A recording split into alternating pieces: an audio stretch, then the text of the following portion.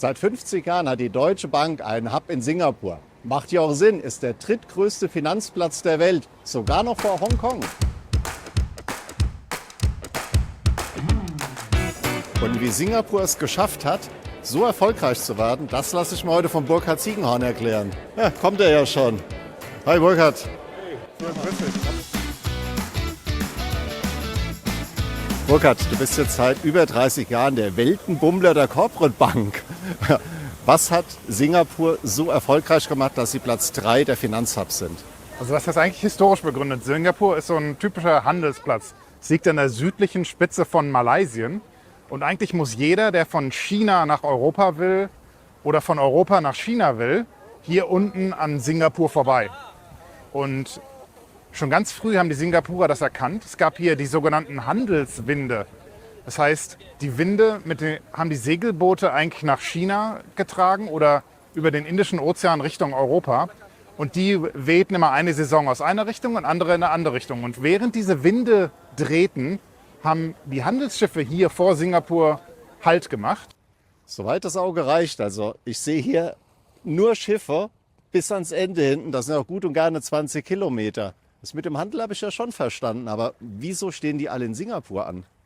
Guck mal, da drüben, wenn ihr am Horizont schaut, ist Indonesien. Das ist vielleicht keine 10 oder 12 Kilometer weg von hier. Indonesien war früher eine holländische Kolonie. Singapur war eine englische Kolonie, eine britische Kolonie. Und weiter hoch hier in Malaysia gibt es die Stadt Malakka. Das war ursprünglich sogar mal eine portugiesische Kolonie.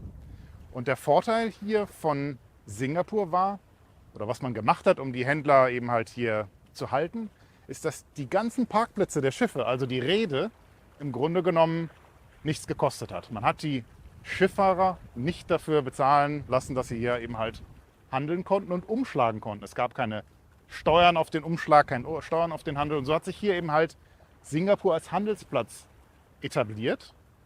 Dazu kamen dann zu den Händlern kamen dann die Banken, dann kamen die Investoren. Mit dem englischen Rechtssystem, was in der gesamten Finanzwelt heute verwendet wird, hat man eine Rechtssicherheit den Händlern gegeben. Was macht denn heute den Unterschied aus, dass Singapur Platz 3 der Finanzhubs weltweit ist? Also neben der Rechtssicherheit ist für Singapur ein ganz wichtiger Punkt, dass man sehr flexible Einwanderungs- oder Zuwanderungsregeln hat, die es ermöglichen, den Firmen Talente in allen Branchen hier ins Land zu bringen. Das sind IT-Leute, das sind Banker, das sind Händler. Singapur überrascht mich ja immer wieder. Ein Interview unter Palmen hatte ich auch noch nicht. Sag mal, was machen die Asiaten besser? Wieso sind die in der Digitalisierung viel fixer? Die Asiaten sind unheimlich offen für alles, was digital ist. Ob das heute im Zahlungsverkehr ist oder ob das ist, wenn man ein Taxi in seiner App bestellt. Oder ich bestelle sogar meine Milch heute im Internet. Nicht wahr? Aber was würdest du deinem 30 Jahre jüngeren Ich mit auf den Weg geben? Lern Chinesisch und lern's richtig. Danke. Danke fürs Zuschauen und wenn ihr uns unterstützen wollt, dann gebt uns ein Like, abonniert unseren Kanal und wenn ihr mehr sehen wollt, dann drückt mal den Knopf hier. Auf, los.